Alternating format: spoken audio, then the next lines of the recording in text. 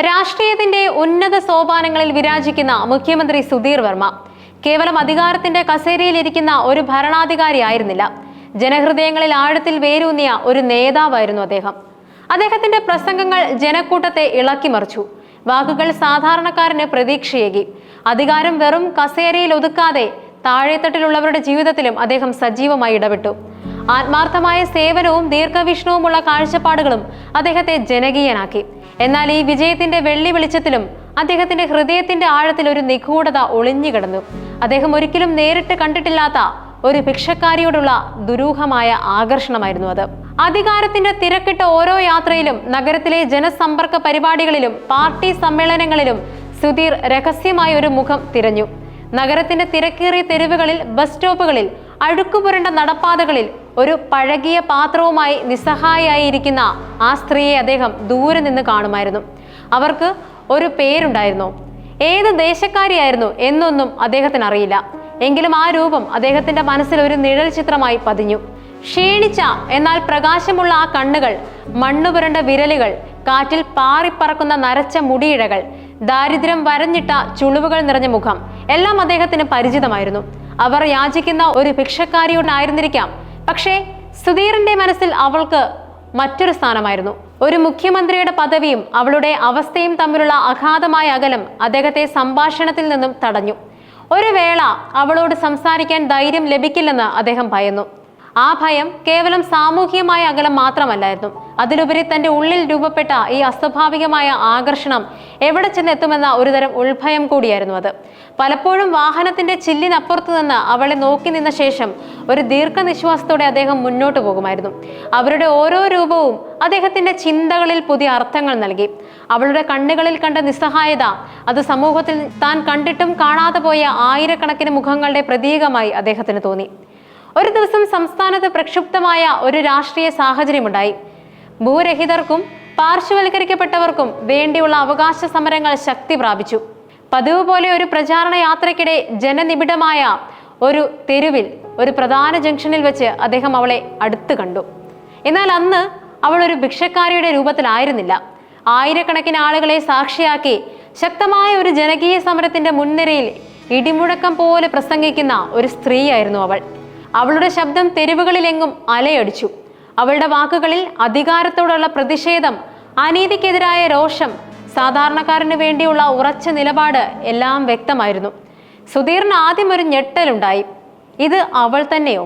അദ്ദേഹത്തിന്റെ മനസ്സിൽ സംശയമുണർന്നു. എന്നാൽ സൂക്ഷിച്ചു നോക്കിയപ്പോൾ ആ മുഖം വ്യക്തമായി തിരിച്ചറിഞ്ഞു. വർഷങ്ങളോളം തന്റെ മനസ്സിൽ ഒരു നിഴൽ ചിത്രമായി മാറിയിരുന്ന ആ സ്ത്രീ തന്റെ ഭൂതകാലത്തിന്റെ പ്രണയിനി സത്യയായിരുന്നു.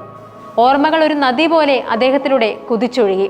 വർഷങ്ങൾക്ക് മുമ്പ് സുധീർ ഒരു സാധാരണ സാമൂഹ്യ പ്രവർത്തകനായിരുന്നു. കാലം കോളേജ് പഠനം കഴിഞ്ഞ് സമൂഹത്തിലെ ഉച്ചനീചത്വങ്ങൾക്കെതിരെ പോരാടാൻ ഇറങ്ങിയ കാലം. അന്ന് സത്യയുമായി അദ്ദേഹത്തിന് ആഴത്തിലുള്ള പ്രണയമുണ്ടായിരുന്നു. അവർ ഒരുമിച്ച് ഗ്രാമങ്ങളിലേക്ക് യാത്ര ചെയ്തു. ദരിദ്രർക്ക് വേണ്ടി ശബ്ദമുയർത്തി. അവകാശങ്ങൾക്കായി പോരാടി. സമൂഹത്തിലെ അസമത്വങ്ങൾക്കെതിരെ ഇരുവരും ഒരുമിച്ച് പ്രവർത്തിച്ചു. അവരുടെ പ്രണയം വെറും വ്യക്തിപരമായിരുന്നില്ല, അതൊരു സാമൂഹിക പ്രതിബദ്ധത കൂടിയായിരുന്നു.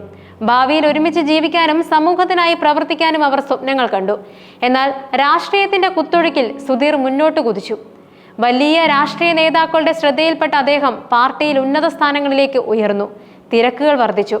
രാഷ്ട്രീയ കണക്കുകൂട്ടലുകൾ വ്യക്തിബന്ധങ്ങളെക്കാൾ വലുതായി. പതിയെ സത്യയും അവരുടെ സ്വപ്നങ്ങളും അദ്ദേഹത്തിന്റെ ജീവിതത്തിൽ നിന്നും മാഞ്ഞുപോയി. സത്യയെ ഉപേക്ഷിക്കാൻ അദ്ദേഹം നിർബന്ധിതനായിരുന്നില്ല.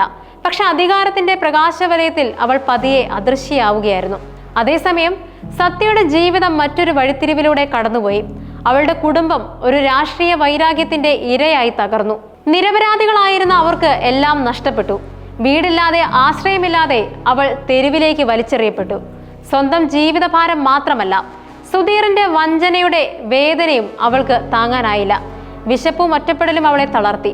തെരുവിൽ അലഞ്ഞ ആ നാളുകളിൽ വിശപ്പിനേക്കാൾ അവളുടെ മനസ്സിൽ നേറിയത് വിശ്വാസവഞ്ചനയായിരുന്നു. എന്നാൽ ആ വേദന അവളെ തളർത്തിയില്ല. തെരുവോരങ്ങളിലെ സാധാരണക്കാരെയും അവഗണിക്കപ്പെട്ടവരെയും സംഘടിപ്പിച്ച് അവൾ സ്വന്തമായൊരു പോരാട്ടം ആരംഭിക്കുകയായിരുന്നു. അവൾ അവരുടെ ശബ്ദമായി മാറി. അവരുടെ വേദനകൾക്ക് ജീവൻ നൽകി. സമരമുഖത്ത് ആളുകളുടെ നടുവിൽ തീവ്രതയോടെ പ്രസംഗിക്കുന്ന സത്യയെ കണ്ടപ്പോൾ സുധീറിന് തന്റെ ജീവിതത്തിലെ ഏറ്റവും വലിയ തെറ്റ് ബോധ്യപ്പെട്ടു. അവൾ ഒരു ഭിക്ഷക്കാരിയായിരുന്നില്ല, മറിച്ച് തൻ്റെ ഭീരുത്വത്തിൻ്റെയും അവഗണനയുടെയും ഒരു പ്രതീകമായിരുന്നു അവൾ. തന്റെ കൈകളാൽ ഉപേക്ഷിക്കപ്പെട്ട ഒരു ജീവിതത്തിന്റെ ഉജ്ജ്വലമായ പ്രതികാരമായിരുന്നു അവൾ. അവളുടെ കണ്ണുകളിൽ അദ്ദേഹം തന്റെ സ്വന്തം പാപം കണ്ടു. താൻ അവഗണിച്ച, താൻ കണ്ടിട്ടും കണ്ടില്ലെന്ന് നടിച്ച ഒരു വലിയ ജീവിത സത്യം അവിടെ അനാവരണം ചെയ്യപ്പെട്ടിരുന്നു. സത്യ ഒരു വാക്കുപോലും പറയാതെ സുധീറിനെ നോക്കി. ആ നോട്ടത്തിൽ 1000 ചോദ്യങ്ങൾ ഒളിഞ്ഞിരിപ്പുണ്ടായിരുന്നു. നിങ്ങളുടെ അധികാരം എൻ്റെ നഷ്ടപ്പെട്ട ജീവിതം തിരികെ നൽകുമോ?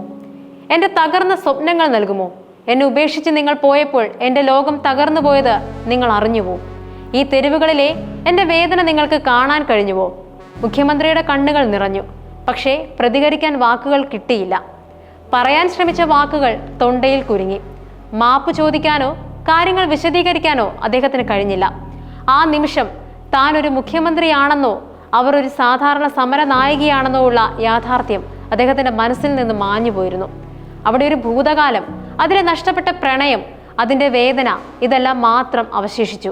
ആ ദിവസത്തിന് ശേഷം സുധീർ തന്റെ രാഷ്ട്രീയ സമീപനത്തിൽ വലിയ മാറ്റങ്ങൾ വരുത്തി. സത്യയുടെ കഥ അദ്ദേഹത്തിന്റെ മനസ്സിൽ ഒരു തീവ്രമായ ഓർമ്മയായി അവശേഷിച്ചു. താൻ ജനങ്ങളെ സേവിക്കുന്ന ഓരോ നിമിഷത്തിലും സത്യയുടെ ത്യാഗവും പോരാട്ടവും അദ്ദേഹത്തിന് പ്രചോദനമായി. സത്യയുടെ കഥ അദ്ദേഹത്തിന്റെ പ്രസംഗങ്ങളിൽ പ്രതിധ്വനിച്ചു. തെരുവിൽ ജീവിക്കുന്നവർക്കായി പുനരധിവാസ പദ്ധതികൾ, സ്ത്രീകൾക്കായി പ്രത്യേക നീതി ഉറപ്പാക്കൽ, എല്ലാവർക്കും തുല്യത, ഇതായിരുന്നു അദ്ദേഹത്തിന്റെ പുതിയ മുദ്രാവാക്യം. അദ്ദേഹത്തിന്റെ നയങ്ങൾ കൂടുതൽ ജനകീയവും താഴെത്തട്ടിലുള്ളവർക്ക് വേണ്ടിയുള്ളതുമായി മാറി. ആളുകൾ അദ്ദേഹത്തിലെ മാറ്റം തിരിച്ചറിഞ്ഞു. പക്ഷേ സത്യയെ അദ്ദേഹം പിന്നീട് ഒരിക്കലും കണ്ടില്ല. ആ സമരത്തിന് ശേഷം അവൾ അപ്രത്യക്ഷയായിരുന്നു. എങ്കിലും അവളുടെ നിഴൽ സുധീറിന്റെ ഓർമ്മകളിൽ നിത്യം ജീവിച്ചു. ഒരു പ്രണയം അവസാനിച്ചിരുന്നു, പക്ഷേ ഒരു മനുഷ്യനെ പൂർണ്ണമായും മാറ്റിമറിച്ച ഒരു കഥയായിരുന്നു അത്. ആ ഭിക്ഷക്കാരി സത്യ ഒരു പ്രണയിനി എന്നതിലുപരി സുധീറിനൊരു വഴികാട്ടിയായി. അദ്ദേഹത്തെ ഒരു നല്ല ഭരണാധികാരിയാക്കി മാറ്റി. അവളുടെ നഷ്ടപ്പെട്ട ജീവിതം അദ്ദേഹത്തിന്റെ ജീവിതത്തിന് പുതിയ അർത്ഥം നൽകി.